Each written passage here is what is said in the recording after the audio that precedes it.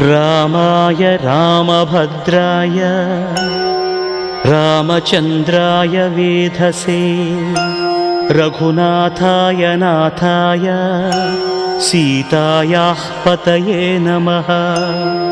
श्रीराम राम रघुनन्दन राम राम श्रीराम राम भरताग्रज राम राम श्रीराम राम रणकर्कश राम राम श्रीराम राम शरणं भव राम राम।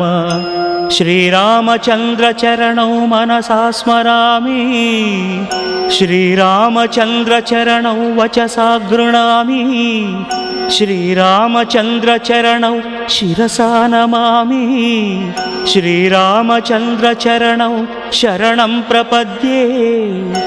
माता रामो मत्पिता रामचन्द्रः